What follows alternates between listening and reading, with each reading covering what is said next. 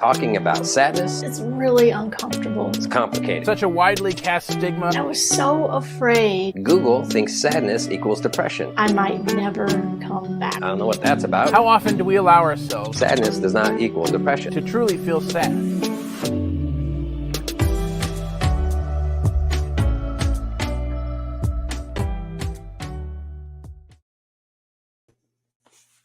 Hello and welcome to another episode of Truth Be Told. This is episode 79. This is the final episode of the month on emotions.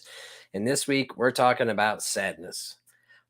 It's been interesting. We've had some, kind of profound experiences throughout. We were just talking about that, Reverend Dan and myself, about how, when we look into these things each week and deepen our experience of it, how it's really kind of created this shift of noticing how the emotion is not the state of being in itself, that we used to kind of think, the emotion of sadness is the state of being. But, the emotion really, as Reverend Dan put it, is just the notification. We've turned on our notifications and here they come, letting us know what's going on.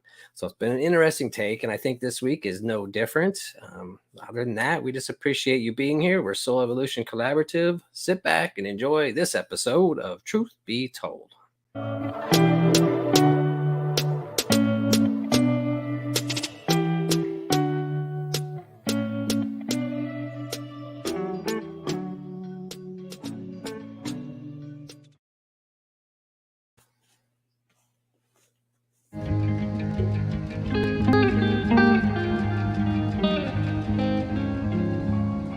Sadness is one of those emotions that is really uncomfortable to feel, and we often try to avoid feeling this emotion. And so I can remember periods in my life where I felt this overwhelming emotion of sadness, and that I was so afraid to allow it, to look at it, to let it be. I was so afraid to do that because I thought if I did, I might never come back from it. Kind of like a tidal wave that would just knock me over and roll and roll and roll, kind of like when you've been knocked down from a wave in the ocean. And so I sought to just fill my day with anything that I could to avoid feeling the sadness. And what I found was, at the end of the day, the sadness was still there, kind of like this ball growing and growing and growing, because I had been unwilling and honestly scared to allow myself to feel the sadness, because I thought if I started, I would never stop. And so I had a really important person in my life during that time that I kind of disclosed this struggle with. And they said, what if you scheduled your sadness just like you would schedule a meeting with someone or appointment with someone? Like between the hours of 12 p.m. and 1 p.m., I'm just going to allow myself to feel the sadness. Allow myself to look at the sadness or reflect on it, and just allow it to be just for that period of time. And so I thought it was kind of silly to start with, and I'm like, yeah, there's no way that will work. But then I thought, well, might as well try it, and so I did. And so I allowed myself to feel whatever I was feeling in the moment for that period of time. And then the next day I would do the same thing, and the next day and the next day. And what I began to experience was this kind of incremental reflection and processing of this emotion that I had avoided for so long. Now, this is not to say that this works for everyone, but it worked for me. And the greater point is the benefit of allowing our emotions to be as they are, to allow ourselves to feel them, to look at them, to look at the sources of them, to experience them, allow them to flow through us. And then we make decisions after that and how we will react, or how we will act, or how we will go about our lives. So rather than trying to avoid sadness and all the other emotions that we'd rather not feel, simply seeing it for what it is. Looking for what it is teaching us, allowing ourselves to feel the benefit of not suppressing emotion, but the benefit of allowing ourselves to feel that emotion and really honoring the wholeness that all our emotions bring. And for me, that has made such a big difference, not only in my view of sadness, but in my view of all emotions. Honoring them for the wholeness that they present to me, this wholeness of experience, and knowing that each and every part plays a magnificent role in my life.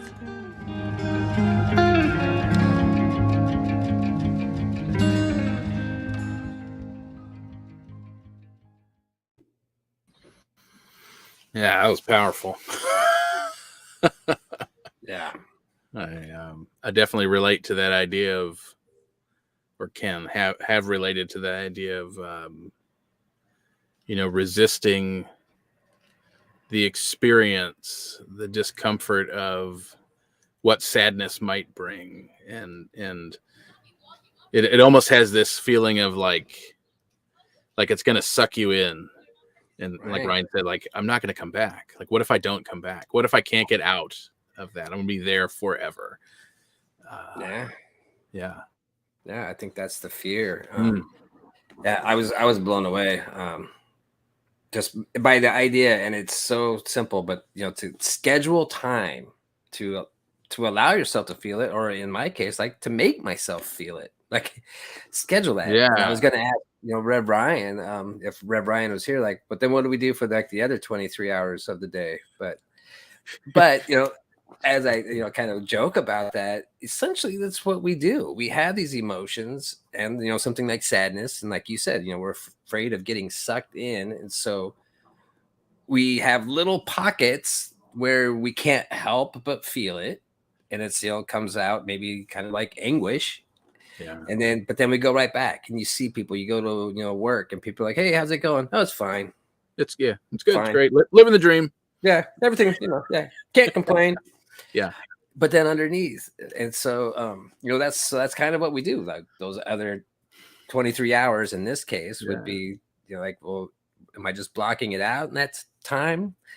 Because that's really what we're doing anyway. So just by scheduling that time, I mean, for me, it would be like forcing myself to lean into it and experience it. And I know that this is like a very powerful spiritual practice of, because I also know, yes, there's that feeling and that fear, like I'm not going to come back. I don't want that to happen. I don't want to get sucked in. But I know I've been through these things and Yeah. similar things where you don't think you're coming back. You do. You come back, and you come Yeah. back like much stronger when you Yeah. just allow yourself to give in. Well, that's the fascinating thing. And I don't want to give too much away. I get into that a little bit in my bit too, but I think the fascinating thing is it's like I'll call it the story, like the story that we make up around it, the story we tell ourselves about, and this is probably for all of the emotions, right? Like we have such a thing around experiencing our emotions, I think, because by and large we're told we shouldn't have them, or not to have them, don't express them, they're not okay, whatever. That the story we tell ourselves about experiencing them is actually way worse than actually experiencing Right.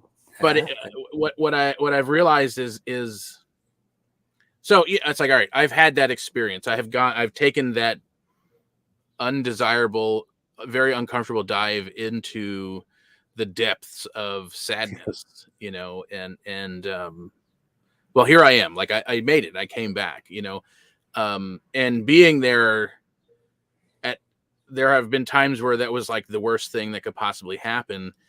And then there were times where something even worse happened, but from a different perspective, it felt so much more whole. I felt so much more whole taking that dive and going even deeper. And in a way, being able to, deepening one experience of one emotion deepens the experience of other emotions as well. So, like, deepening the depth of our sadness and our grief is either deepening our capacity to love, or we have deepened that because we have deepened our capacity to love. Like, we grieve to the same depth that we love, and there is such a coming together of a wholeness to that in that experience that's so much more worth. The value of that experience is so much more worth it than trying to fight not doing it. Right. Yeah. Yeah. That's powerful. Yeah. Definitely you do come back. Yeah, you do come back. I like that idea that it's proportionate too, the amount that you're willing to risk, or to be vulnerable to that inevitable pain that's going to come, Yeah. And there's no way around it. It does. Yeah. It does. How much of that are you willing to experience in order to experience the flip side of it, is that immense joy that I could talk about it for weeks, but the other part to that is when we aren't willing to feel, like, if we have the desire to love more deeply, but have the resistance towards the grief and the sadness. And I have seen this in the people I know quite well.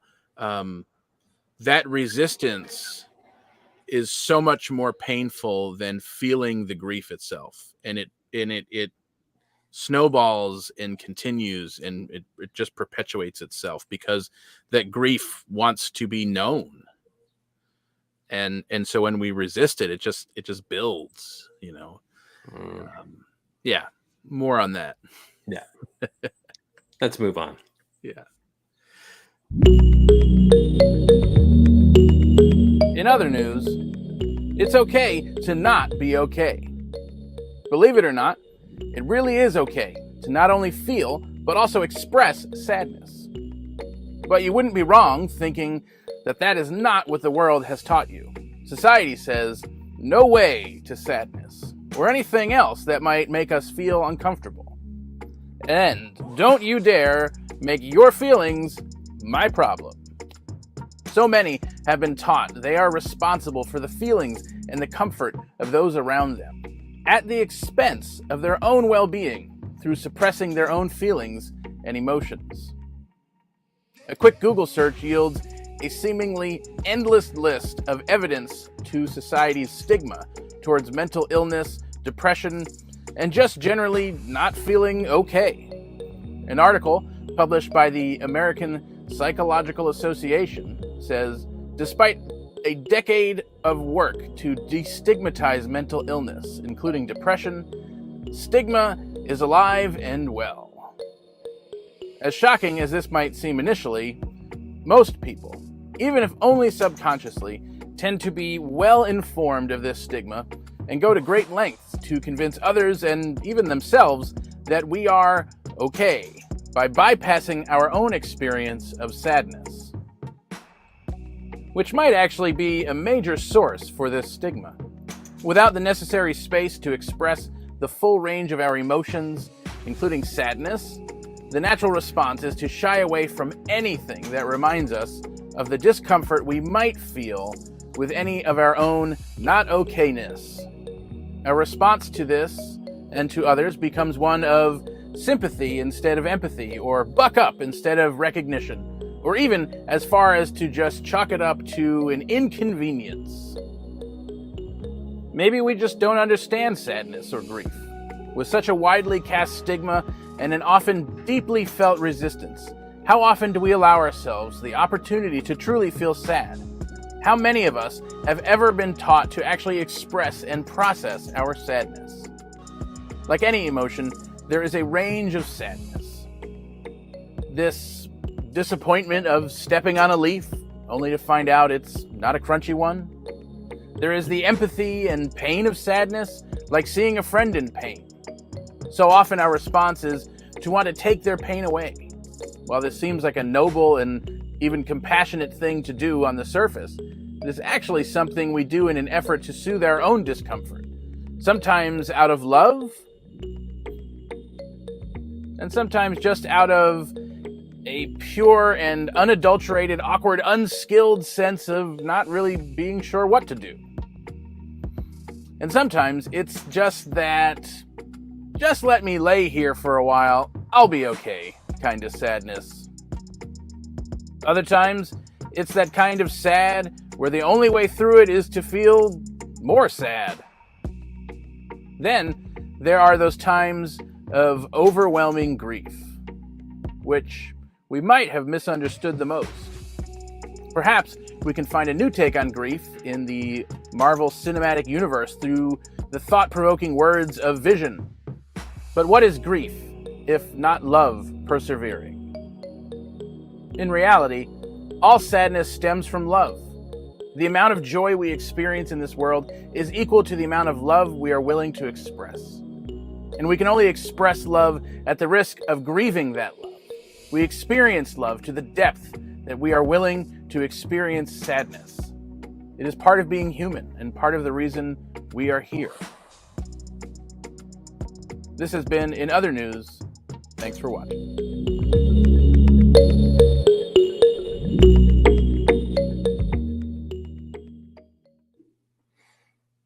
Yeah. Now I see why we had to stop talking about it, because Literally the conversation. Yeah. I loved the sadness in there. Yeah, I loved lots of stuff in there. That was great. Can you tell me again that quote from Vision? Oh yeah. What is grief but love persevering? What is grief but love persevering? Yeah, it is. Yeah. It's love.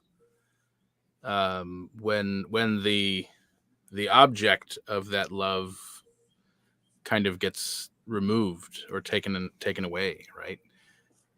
Mm-hmm. Yeah.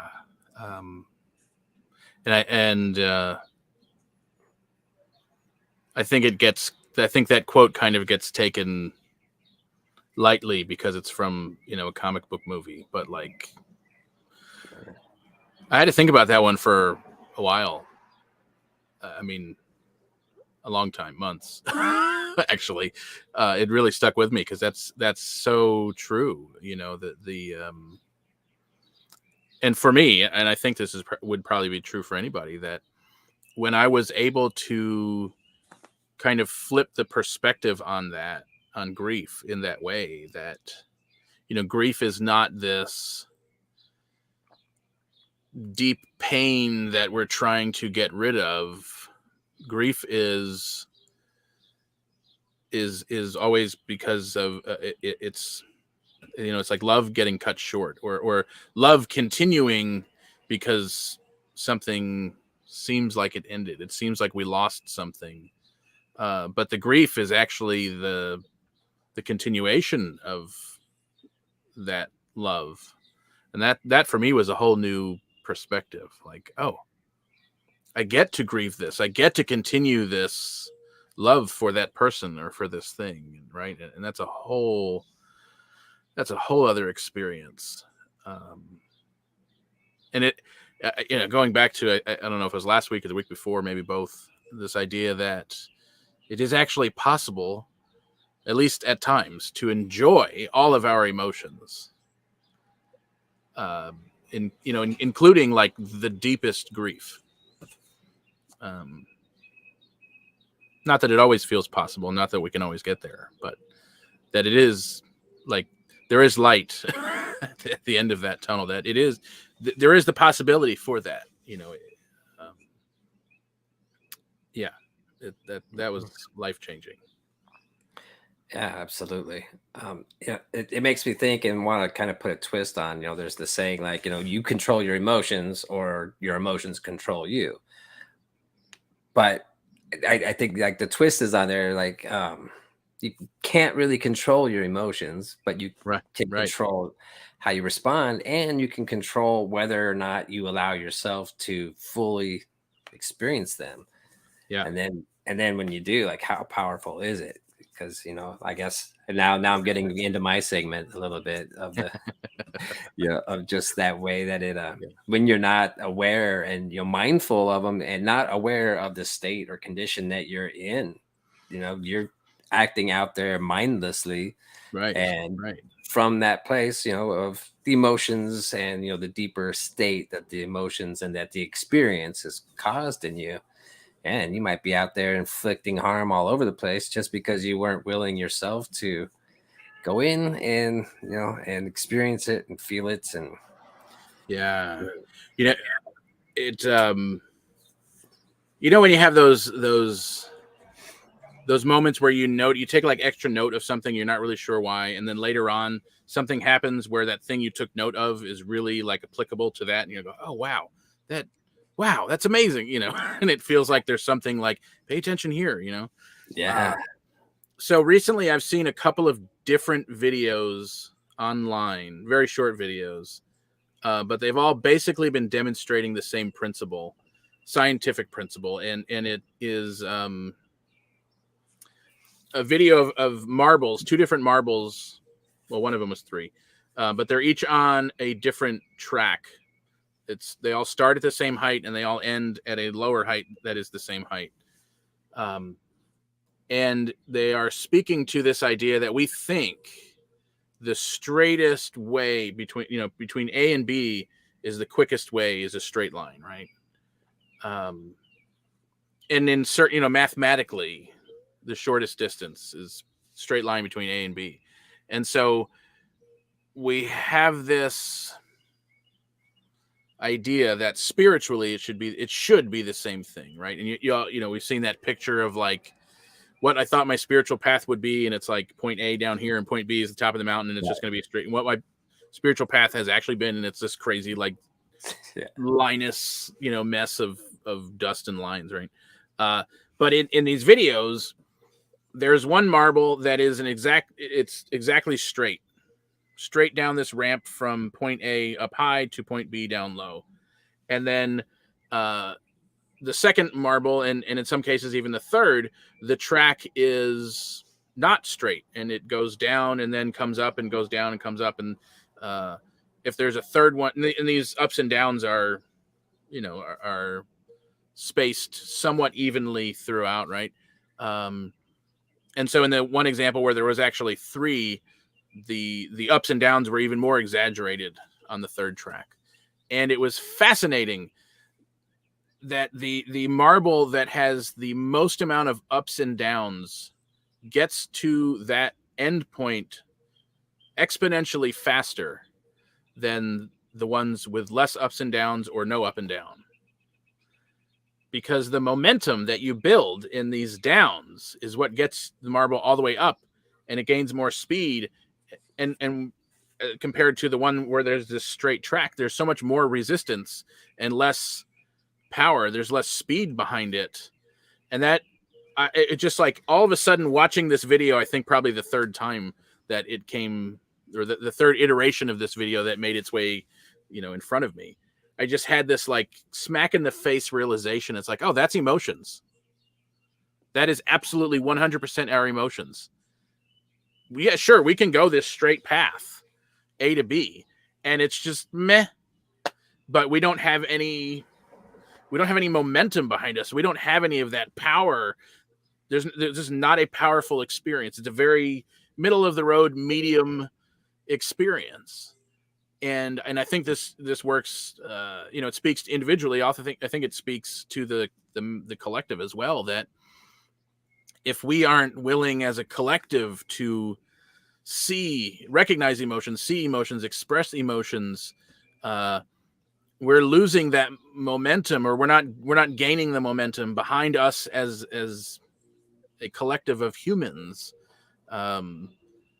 Evolution is trying to we kind of been resisting taking this very like even path instead of just allowing the flow of these like swings of up and down. And man, and I could just like feel it, watching this video of the marbles going. I could feel this emotion. I mean, it's totally in my head, but I could totally feel that experience of, oh wow, the more I am willing to express what we have been taught to feel as this negative downward thing, when we let it process, when we let it be what it is, it really is just the momentum of this like beautiful ebb and flow, that actually, it has that power behind it, that momentum, that build behind it, that just gives this such a great experience, Yeah. Um, So I talked a little bit on Strip Down Sunday about that, about like our exponential leaps in our like emotional oh yeah, growth yeah, right, and right, come from those really challenging times. yeah, And then, one thing that, I love to talk about is the micro to the macro. Here we are in society, like so stuck because yeah, we're so afraid to feel the emotion, to, yeah, examine what's happened in the past and allow people and, whole cultures and communities to express that, how that feels like right now, from everybody's perspective. How does it feel, to be, like a white man with white descendants that, have this, and how does it feel to be, a person of color and yeah, with your descendants and family, stories and history. How does it feel right now knowing that, and how can we, acknowledge that all that's happened and just allow it to be felt and to come up into conversation, like, yeah, painful and messy and all kinds of stuff. And, that fear, like, well, if we do that, are we going to get stuck in that? Are we going right, to, but no, we know we're not. We're not going to come through on the other side stronger and better than ever before. And yeah, we're so afraid of letting that happen. But here, like, it's the only thing that's going to help get yeah, us out of the mess that we're in, yeah, this yeah. disaster. You talk about freedom, right? I mean, that's yeah. So right, like there seems, in my experience, to be a parallel between the people who resist emotions the most and a desire for freedom. But it's like, Right. yeah, well, we don't have, no one has, if you're resisting that expression, you don't have any real freedom until you're willing to have that expression. And then look out, man, that's, that emotional freedom, that's real freedom. Goes right back to that thing, if you don't master your emotions, then they will master you, and Yeah, there you go. yeah, We're all at the whim of these crazy things collectively. right, right, for sure. We would like to take a quick break from the program to let you know a little bit about SEC. We are an intentional spiritual community with a vision of personal transformation and communal evolution, an authentic way of being, living, and viewing the world. Everything you could ever possibly want to know and more can be found on our website at soulevolutioncollaborative.org. So come along for the adventure. Tuesday we have Truth Be Told at 7 p.m. Eastern, which is what you're enjoying now. Thursday we have our small group, The Gathering, at 7 p.m. Eastern. And so this is a group experience where we take an even closer look at the topic for the week, how it shows up in our own personal lives, and the healing and transformative power of belonging and connection. On Sundays, we have Strip Down Sunday at 12:30 Eastern, where we offer a streamlined approach to your Sunday morning experience through a short and sweet talk on the weekly theme. And coming soon, our SEC Second Sunday Experience, a Sunday evening experience that will demonstrate a new way of doing community. Be on the lookout for these events and so much more. If you can't already tell, we have a blast here at SEC. It's so much fun to explore these topics with you each and every week. And it's our desire to not only share what we've learned, but to journey alongside each of you as we navigate this adventure we call life. Our vision is to bring these teachings to everyday life in new and powerful ways. If you would like to support the vision of SEC and its continued evolution, we invite you to go to soulevolutioncollaborative.org and click on the donate button. All donations are tax deductible and serve to support this evolving ministry and its vision of personal transformation and communal evolution. And now, back to the show.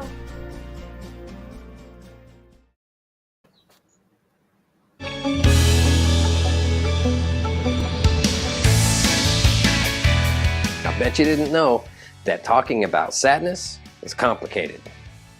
Okay, maybe you did know that. But really, it's really complicated. For one thing, Google thinks sadness equals depression. I don't know what that's about, but Googling, weird things about sadness brings up weird things about depression. Who knows? But here's the thing. Sadness does not equal depression. Sadness is the emotion, which is just the body and the feeling that we have that triggers to us that, hey, we might need some extra care right now. And there's a full spectrum. It can go anywhere from minor disappointment all the way up to the feeling of anguish. And depending on where you are, more or less help is needed.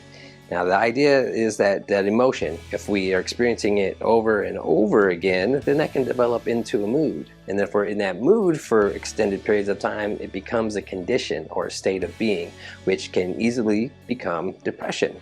But sadness does not equal depression. And an interesting fact, maybe you didn't know, is that depression doesn't have to include sadness. There's a whole list of symptoms that come up from depression. Sadness is one of them, but people have different combinations of them, and a lot of people can have depression without feeling sad. Who knew? Okay, now, anytime I talk about sad or depression, I think it's important to share the suicide prevention hotline. So right now I'm going to give you that phone number. You can put this in your phone. It's handy to have. It's 800-273-8255. And it's just good to have on hand if you ever are having suicidal thoughts, if a friend, loved one, or even just a stranger you meet. It's good to have it around. And you don't have to put it in your phone, because you can Google suicide prevention hotline and it pulls it right up too. It's good for people to reach out and talk to somebody.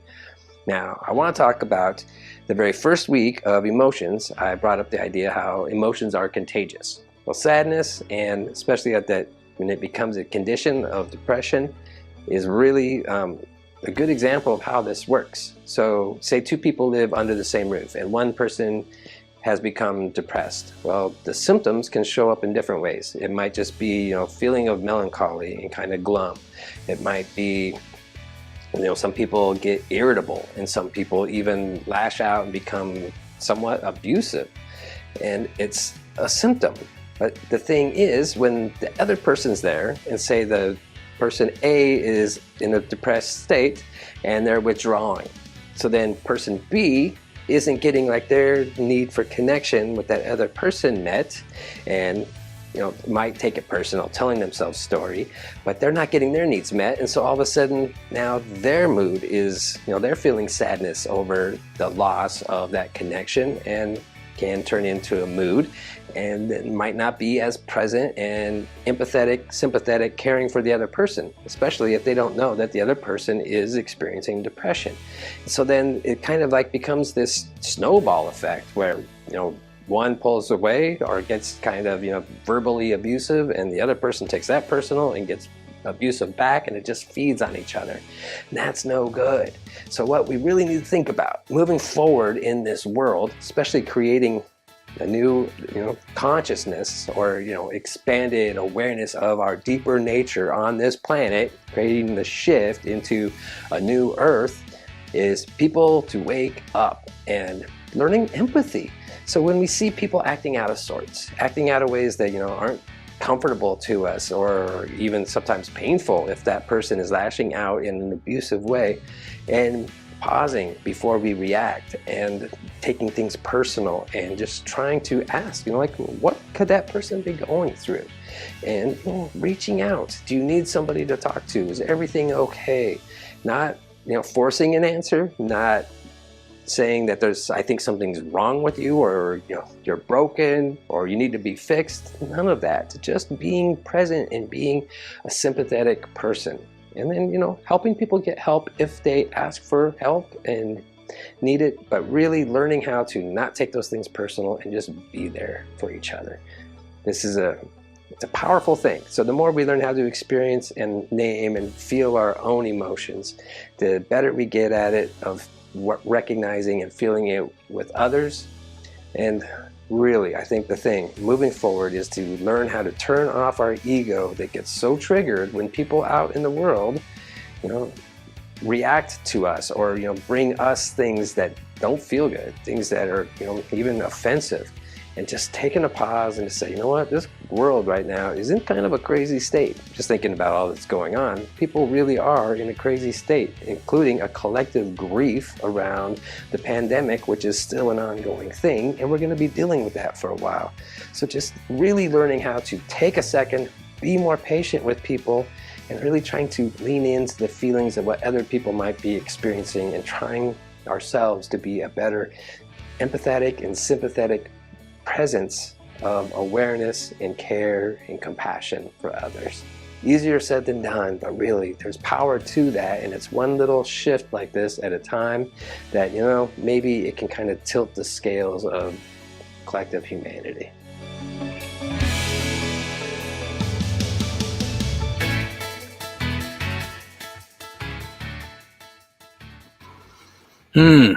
Yeah. The importance of having a space and a group of people to meet in that space where it's okay to just dump. Not on those people, but to really just share openly. I think really often we without a space like that, I think it's really easy to buy into our own story, the thing we're going through, really buy into the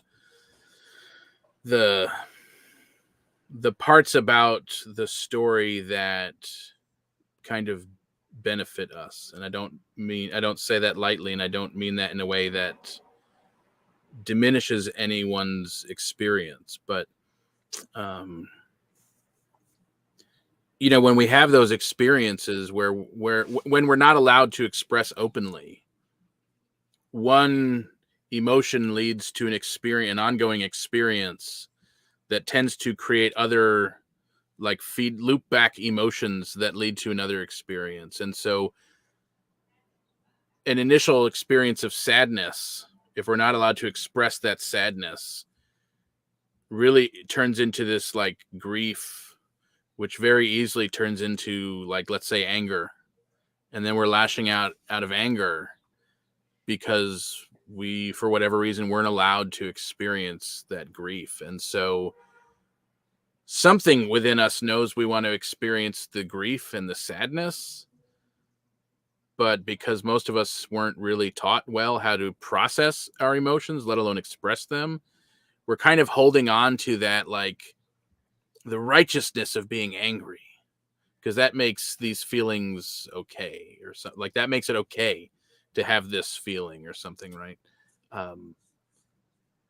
But I love that idea of having we need to kind of wake up and really have a space, have a group of people where we can share openly, if not immediately, soon, so that we don't continue the cycle of creating these emotion into an experience, into another emotion, into whatever it is that we're kind of hanging on to because we weren't allowed to express authentically who we really are.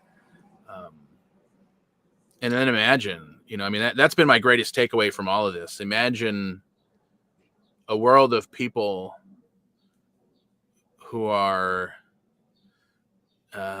knowledgeable is not quite the right word, but let's go with knowledgeable for a moment. A world of people who are knowledgeable enough, or whatever word fits there, that we can actually express and process our emotions openly enough and in the moment, that we don't build up those stories and that anguish and the anger or whatever it is that comes along with it, right?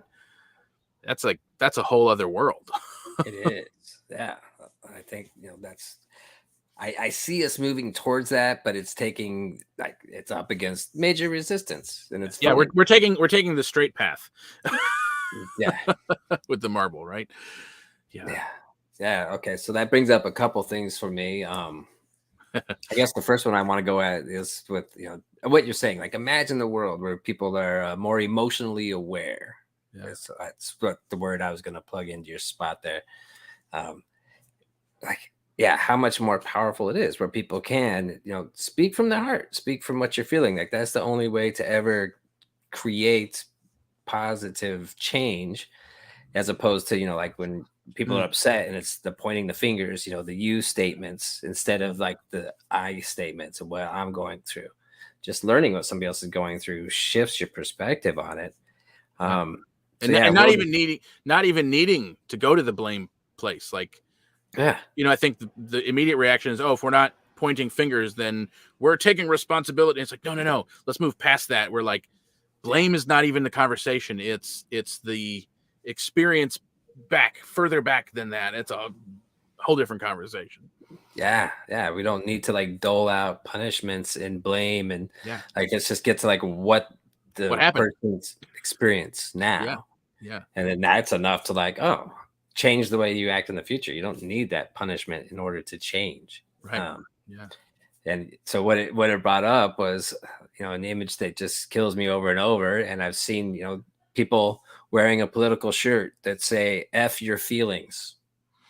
And Right. every time I see that, it's like that machismo kind of thing, like, oh, you crybaby liberals want to change everything because somebody's feeling bad about something. I just see that shirt and like, dude, you're expressing like bigger feelings than any of us. You should take a look at that. You really need to take a look. Yeah. There's something there. If Yeah. you're that adamant about other people's feelings that you're going to wear that on your shirt, Yeah. there's some feelings that need to get experienced there. For sure. And then the other thing that, just came up, from before was that idea of, of wanting to avoid that sadness so much to the point to where we do just shut down, and then that just snowballs into more of your emotional needs not being met, and really shuts you off. And I think about it with like people that have lost a pet. I've seen this with people I know that like, yep, I'm never having a dog again. That's just too hard to say goodbye when it's time to let go. And I get it, man. Yeah, it's painful. But that's kind of, the long-term effect of not allowing yourself, like you said, like that grief is really like the continuation of that love, and just shifting the way you experience it and talk in your head about it really makes a difference, as opposed to like that other idea of like, I've been jaded so many times that now nobody's getting in. And then there's just nothing there, and that's sad. Yeah, and it doesn't. Yeah, and I know. I'm sure we've said this before, but just say it again, maybe in different words. We don't just shut off not feeling sad. That shuts off everything. Everything gets dulled, right? Like the roller coaster with the marble. You don't have a small dip and a huge up. The marble, you're not getting up. The marble's not getting up. It needs. We have big ups and big downs to equal experience, but again, the possibility here, the more we begin to come around to safe places, to be brave and actually experience out loud these emotions, and the process the stories and the decades, our lives worth of stuff that comes along with that, the more easily and the more readily we get to actually just express the emotion in the moment without reliving the whole past with that emotion, our entire past experience of that emotion. And there really is this freedom that comes along with it, and an experience of joy that becomes possible. We actually get to enjoy the depth of that grief, right? And then the even more heightened experience of happiness that comes along. And I mean, you can go through the entire spectrum of emotions, that all of those experiences get heightened to an extent that we actually get to enjoy them all. And I know that probably sounds crazy, but like, there's just nothing that's made more sense than that has made sense to me this month, and it's something that since 2018, when my dad passed away, it's something that has been more and more prevalent in my life. It's something that I've been experiencing and didn't necessarily have all the words for all the time, but the more I was aware of that whole experience, because the grief of that was not just the sadness. The grief of that was every emotion you could possibly imagine, right? Every version of anger, every version of love, every version of sadness, every version of fear. I mean, that's just what comes along with it. But allowing that, having this teaching, having people to talk to, allowing that to flow through. Yeah, there was some stuff to process for sure. But the bulk of it was in months rather than across years, across decades, right? I mean, I've seen that happen too, Yeah, exactly. But my takeaway, and I hope the glimmer of light for anyone is the possibility to experience this baseline of enjoyment through all of our emotions is possible. That's powerful. Yeah. Thanks for sharing that. Yeah. It's good stuff. Good stuff. Good stuff. On that note.